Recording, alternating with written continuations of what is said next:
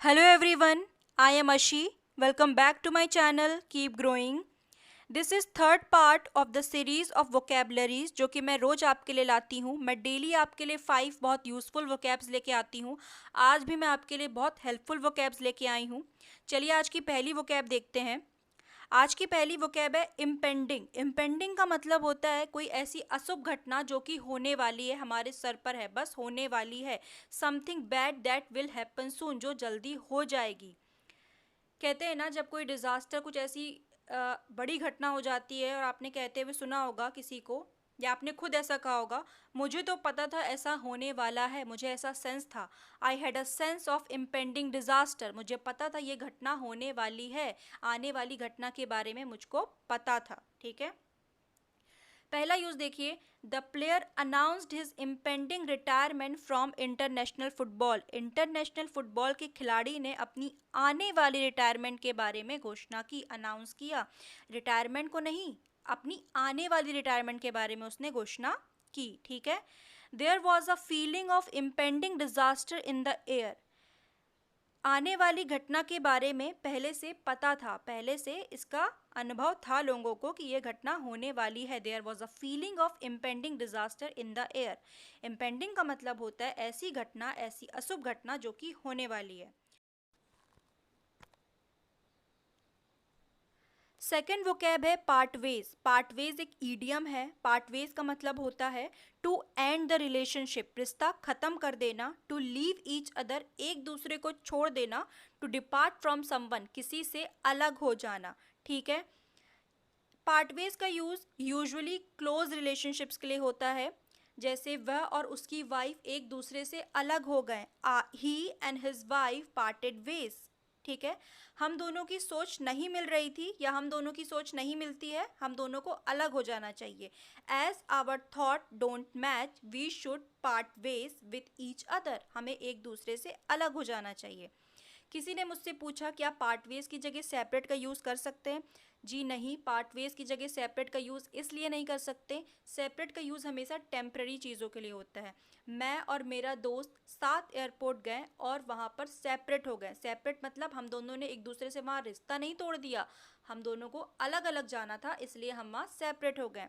अपने कैश और credit card को सेपरेट रखा करो, मतलब स्पेस दे के अलग अलग रखा करो. तुम मेरे से सेपरेट बैठा करो, थोड़ा स्पेस देके अलग बैठा करो. पार्टवेज का मतलब हो जाता है रिश्ता खत्म कर देना. ठीक है. पहला यूज देखिए. We said our goodbyes and parted ways. हमने अपना गुड बाय कहा और हम अलग हो गए. लास्ट गुड बाय कहा और हम अलग हो गए. I parted ways with my girlfriend. मैं अपनी गर्लफ्रेंड से अलग हो गया, मतलब हमेशा के लिए अलग हो गया. ठीक है. तो पार्टेड वेज का मतलब होता है रिश्ते को खत्म कर देना, अलग हो जाना. थर्ड वोकैब है लेमेंट. लेमेंट का मतलब होता है विलाप करना, शोक मनाना. To express sadness and feeling sorry about something, किसी चीज के बारे में विलाप करना. You are lamenting what make things right. तुम्हारा शोक मनाना चीज़ों को सही नहीं कर देगा. He was lamenting over the death of his childhood friends.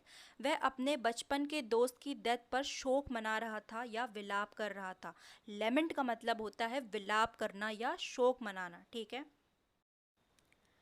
Fourth vocab है र्यू. र्यू का मतलब होता है बहुत ज़्यादा पछतावा करना, बिटरली रेग्रेट.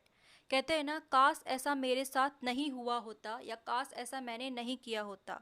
बिटरली रेग्रेट, बहुत ज़्यादा पछताना. He will rue the day he turn down that offer. Turn down का मतलब होता है किसी चीज़ को मना कर देना, रिजेक्ट कर देना, रिफ्यूज़ कर देना. वह उस दिन के लिए बहुत पछताएगा जब उसने उस ऑफर को मना किया था. She will rue the day she bought that house. वह उस दिन बहुत पछताएगी जब उसने वह घर खरीदा था, उस दिन के लिए पछताएगी. You will rue not working hard when you receive a failing grade. कह सकते हैं जब तुम फेल हो जाओगे तब तुम मेहनत ना करने के लिए बहुत पछताओगे कि तुमने मेहनत क्यों नहीं की. ठीक है. र्यू का मतलब होता है बहुत ज़्यादा पछताना. फिफ्थ वोकैब है, वोकैब्स बोलूँगी क्योंकि मैंने यहाँ 3 वोकैब्स दी हैं, 3 वोकैब दिए हैं. Actually today I was reading an article जहाँ मैंने इन 3 वर्ड्स को यूज़ होते देखा, जो कि मुझे बहुत यूज़फुल लगी, इसलिए मैंने इन्हें ऐड कर दिया. पहली वोकैब है आपकी सब्टल. सब्टल का मतलब होता है वेरी क्लेवर, चतुराई से या चतुराई भरा. सेकंड है अंडरमाइन। अंडरमाइन का मतलब होता है टू मेक समथिंग वीकर, किसी चीज़ को कमज़ोर बना देना। ओवर पावर, ओवर पावर का मतलब होता है to be too strong for somebody, किसी के लिए बहुत स्ट्रॉन्ग बनना, अत्यधिक शक्ति से किसी को दबा देना।